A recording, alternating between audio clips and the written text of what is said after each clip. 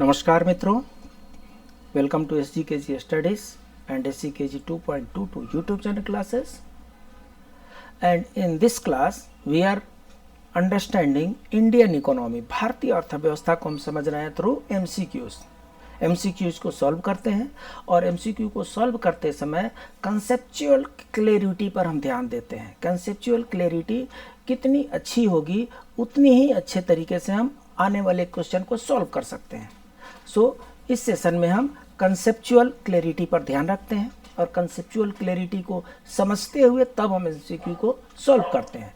इससे ये लाभ होता है कि ये प्रश्न तो सॉल्व हो ही जाता है, इससे मिलते जुलते बाकी जितने भी क्वेश्चंस आते हैं उनको भी सॉल्व करने में आसानी मिलती है, टिप्स मिलते हैं, उनके काम आ जाता है।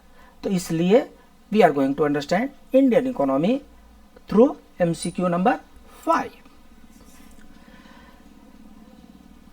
India, which appears to have been published back to being the world's 6th biggest economy in 2020, will again overtake the UK to become 5th largest in 2025 and is to the 3rd spot by 2030. A think tank said on Saturday.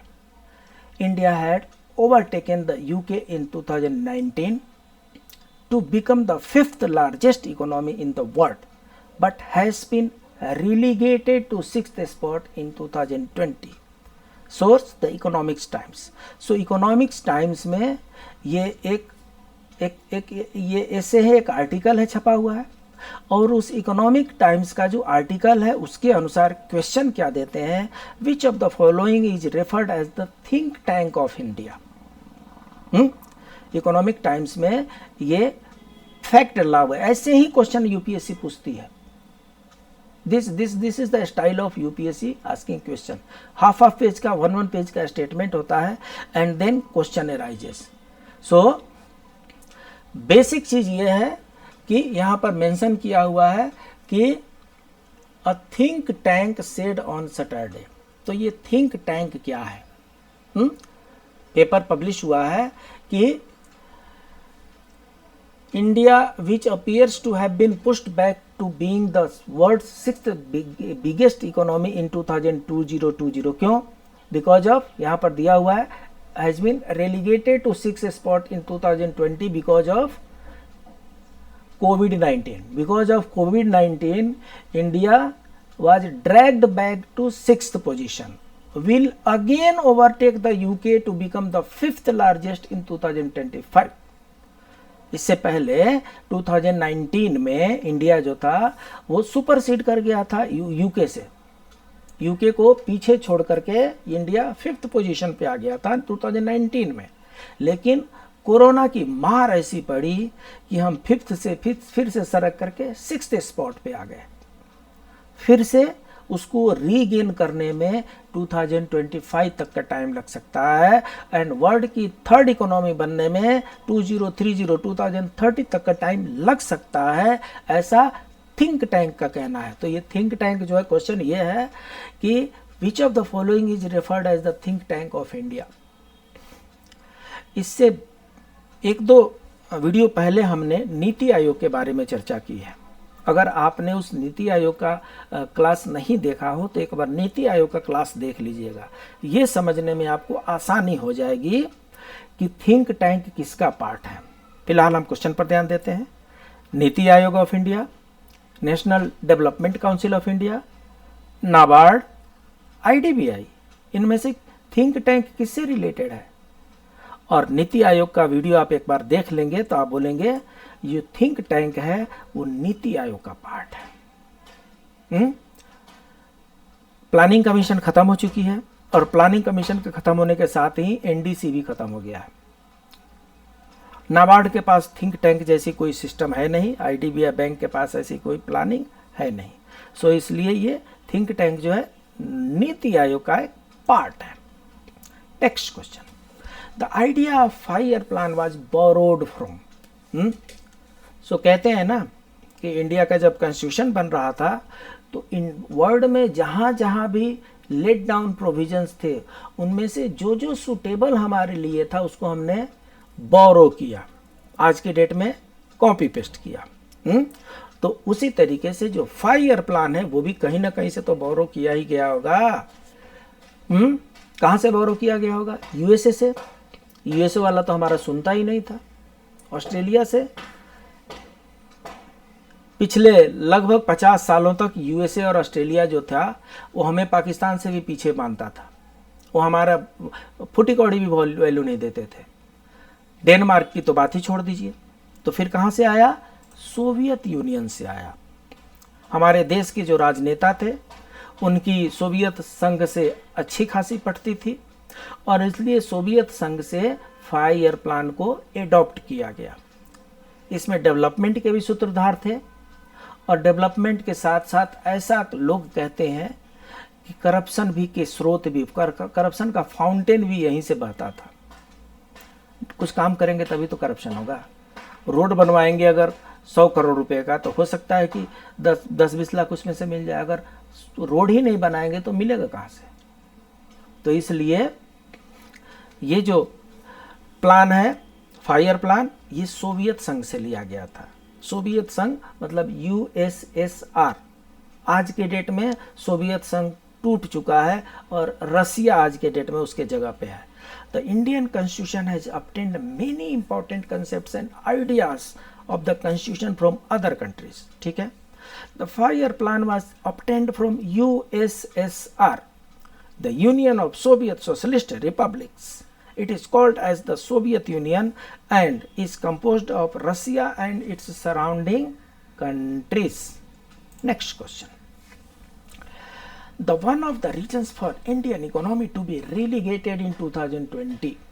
So 2020 में 2019 में जब हम 5th position पे चले गए थे, UK को 6th position पे धक्का मार के भगा दिए थे, फिर से 2020 में 6th पे हम भाग गए और 5th पे यूके आ गया।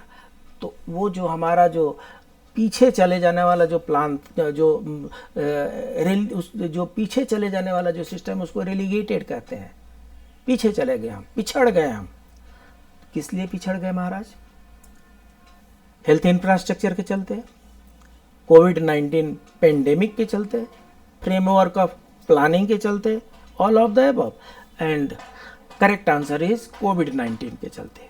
कोविड-19 ने ऐसा तांडव मचाया कि इकोनॉमी को, लगभग वर्ल्ड इकोनॉमी को तहस नहस करके छोड़ दिया और उससे बहुत ज़्यादा इंसुलेटेड इंडिया भी नहीं रहा। इंडिया ने आउट परफॉर्म किया। कोविड पेंडेमिक के दौरान इंडिया का प्रदर्शन बहुत ही अच्छा रहा। इंडिया ने अपने मैक्सिमम सिटीजन को वैक्सीन देकर के बचा लिया। बाकी सब कंट्रीज को भी हमने एक्सपोर्ट किया। बट जो लॉकडाउन पीरियड था, उस लॉकडाउन पीरियड का तो इफेक्ट आना ही था। तो उस लॉकडाउन पीरियड के चलते इंडियन इकोनॉमी पिछड़ गई 2020 में। आइए जान लेते हैं। Indian economy contracted by 6.6% in 2020-21 on account of outbreak of COVID-19 and subsequent nationwide lockdown to contain the pandemic. As per the provisional estimate released in May 2021, the GDP had contracted by 7.3% in 2020-21. So हमारी GDP उस समय सिकुड़ गई थी, कम पड़ गई थी। Next, dot finally approves the draft of Indian plan. So ये प्लानिंग कमीशन की बात हो रही है। तो प्लानिंग कमीशन में ड्राफ्ट कौन अप्रूव करते थे? RBI, NDC, AYUSH ministry, IDBI. And the correct answer is NDC, जो नेशनल डेवलपमेंट काउंसिल हुआ करती थी, जिसको सुपर कैबिनेट के नाम से जाना जाता था, जिसके भी चेयरमैन प्राइम मिनिस्टर हुआ करते थे। ये जो भी प्लान बनता था उसको फाइनली यही अप्रूव करती थी। So NDC is the correct answer. आइए जान लेते हैं। एनडीसी और राष्ट्रीय विकास परिषद is the apex body for decision making and deliberations on development matters in India, presided over by the Prime Minister. National Development Council was set up on 6th August 1952.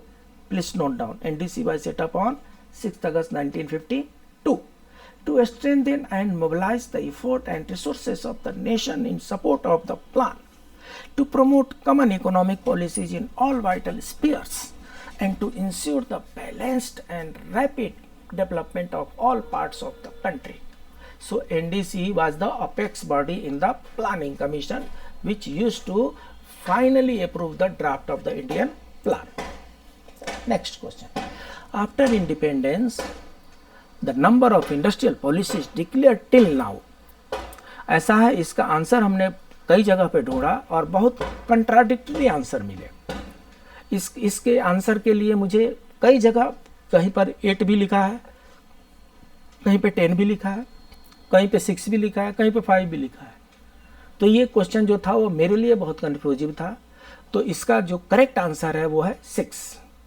After independence the number of industrial policies declared till now is 6। ये 6 सही है कि गलत है, इसके पीछे मुझे जाना पड़ा। तो ये है आपकी timeline of industrial policy reforms. So industrial policy evolution क्या है? सबसे पहला 1948 में इसमें क्या है? Red tapism in public sector बढ़ गया, progress of private sector not possible, coordination problems between government and public sector took place. This is the outcome of industrial policy 1948।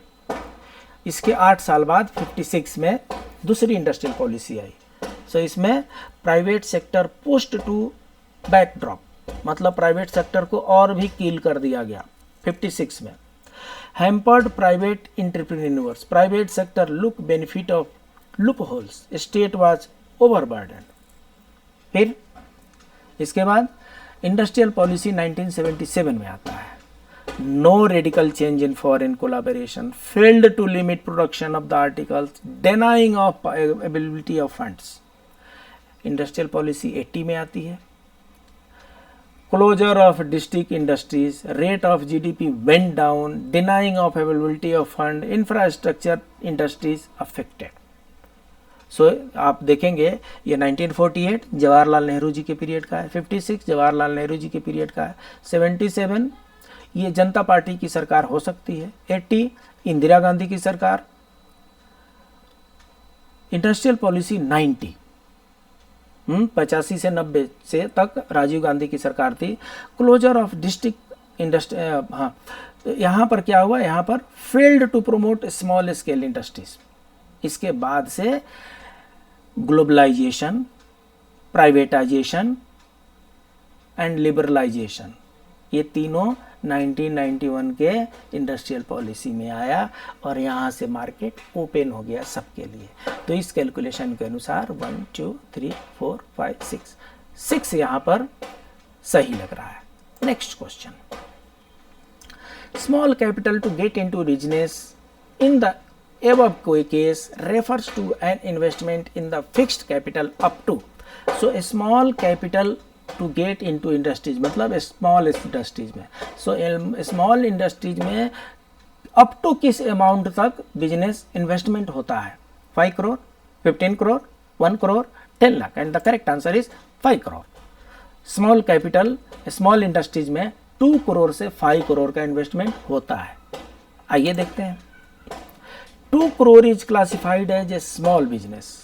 In the manufacturing sector, any unit with an investment in plant and machinery of less than 5 crore is classified as small business. ठीक है? Next question. Next question है, growth with equity is to ensure social justice, to ensure equality, rural development, urban development। और growth with equity का मतलब होता है to ensure equality. Growth with equity का मतलब टू इंश्योर इक्वालिटी। आइए देखते हैं। Growth with equity is rational and desirable objective of planning. This objective ensures that the benefit of high growth are shared by all the people equally, and hence inequality of income is reduced along with growth in the income. जैसे जैसे income बढ़ता जाएगा inequality जो है कम होती जाएगी। ये concept है ग्रोथ विद इक्विटी का। थोड़ा और जान लेते हैं। Both the growth and equity are dual objective of Indian planning. While growth refers to the increase in national income over a long period of time, equity refers to a equitable distribution. So growth से क्या मतलब है? Long period में national income का आगे बढ़ना ही growth कहलाता है। और equity refers to equitable distribution of the income so that the benefit of higher income growth can be passed to all sections of the population to bring about social justice. सामाजिक न्याय का ये demand है, सामाजिक न्याय की ये मांग है कि जो भी ग्रोथ हो रहा हो उस ग्रोथ का कुछ इस तरीके से डिस्ट्रीब्यूशन किया जाए कि वो डिस्ट्रीब्यूशन समाज के हर तबके तक, हर क्षेत्र तक, हर समाज तक पहुंच सके। उसी का ये फर्दर इलोबरेशन है। The industrial sector got well diversified by 1990 due to, so this is before LGB. LGB means liberalization, globalization, privatization, LGB.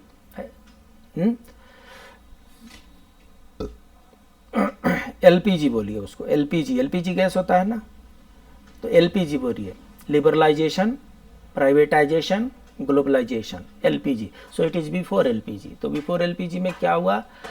The industrial sector got well diversified by private sector, public sector, FDI.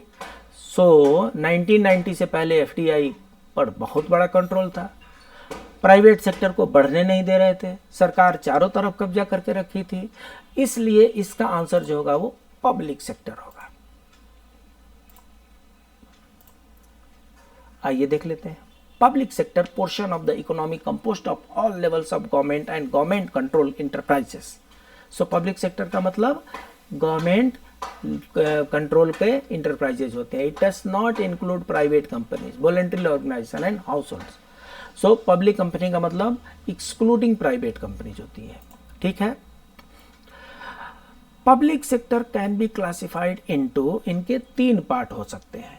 Departmental undertaking, जो public sector है इसके 3 part है। पहला part departmental undertaking है। इसमें क्या है? Directly managed by concerned ministry और डिपार्टमेंट।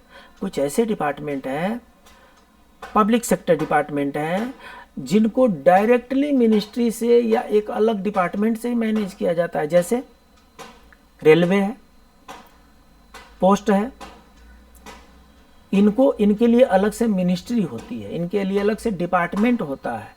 और ऐसे PSU को डिपार्टमेंटल अंडरटेकिंग कहते हैं। Right. Second, non departmental undertaking. इसमें इसके अलावा बाकी सब PSUs आ जाते हैं, बाकी सब public sector undertakings other than departmental undertaking सब इसमें आ जाते हैं। और कुछ फाइनेंशियल इंस्टीट्यूशंस होते हैं, और ये फाइनेंशियल इंस्टीट्यूशन जो होते हैं ये भी पब्लिक सेक्टर में आते हैं। इनको पब्लिक सेक्टर बैंक भी कह सकते हैं, नहीं तो सेंट्रल पब्लिक इंटरप्राइजेज भी कह सकते हैं, जैसे SBI है, UTI है, LIC है। The rational behind the establishment of PSUs was industrialization and the establishment of capital goods industries and basic industries. The organizations that are not a part of public sector are termed as private sector that works to raise profit for the organization. So public sector में जो profit होती है that goes to government, और private sector में जो profit होती है that goes to the private parties.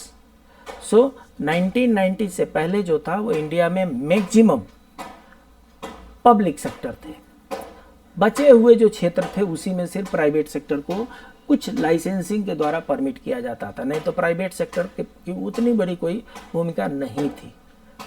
Public sector को पूरा सपोर्ट भी किया जाता था, उनका ख्याल भी रखा जाता था, प्राइवेट सेक्टर के साथ वैसा नहीं था। तो यहाँ तक हमने इंडियन इकोनॉमी को समझा। इंडियन इकोनॉमी को के हम कुछ MCQ को समझे, और उस MCQ के द्वारा हमने पूरा कंसेप्ट क्लेरिफिकेशन किया। यहाँ पर हमारा conceptual understanding of Indian economy main M है। उम्मीद है आपको ये अच्छा लगा होगा। आज का नीति श्लोक जान लेते हैं। अनादरो विलंबश्च वैमुख्यम निष्ठुरवचनम पश्चात पंचापि दानस्य दूषणानि च। अर्थात अपमान करके दान देना, विलंब से देना, मुंह फेर कर देना, कठोर वचन बोलना और देने के बाद पश्चाताप करना, ये 5 क्रियाएं दान को दूषित कर देती है। देखिए ऐसा है, हमारे वैदिक धर्म में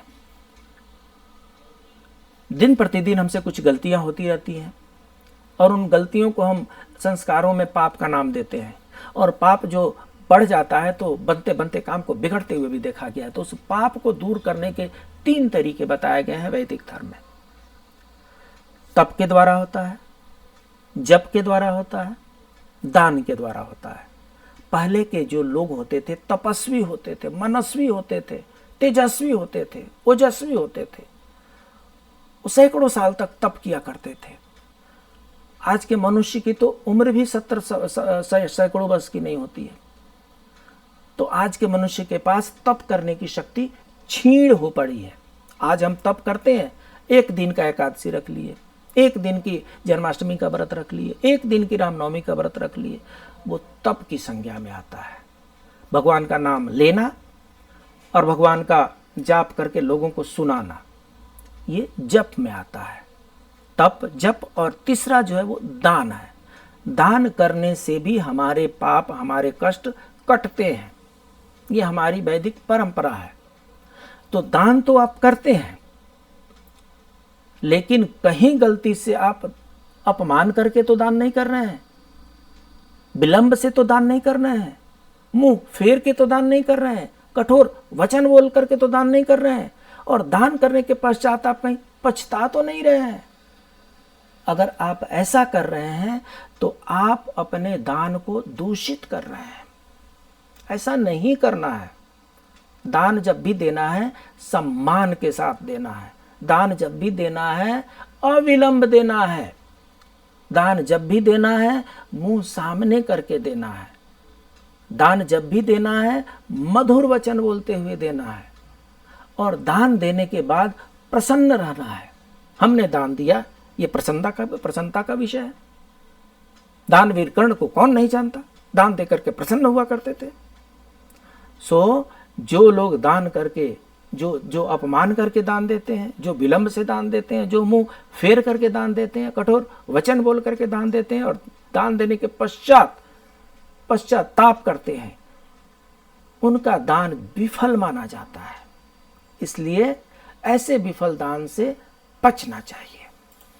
अगर आपको हमारी ये क्लासेस अच्छी लगती हैं तो आप लाइक करें, सब्सक्राइब करें, अपने दोस्तों के बीच में शेयर करें। आपका दूसरा चैनल, इसको भी आप लाइक करें, सब्सक्राइब करें, अपने दोस्तों के बीच में शेयर करें। मिलते हैं अगले क्लास में एक नए टॉपिक के साथ। तब तक के लिए नमस्कार।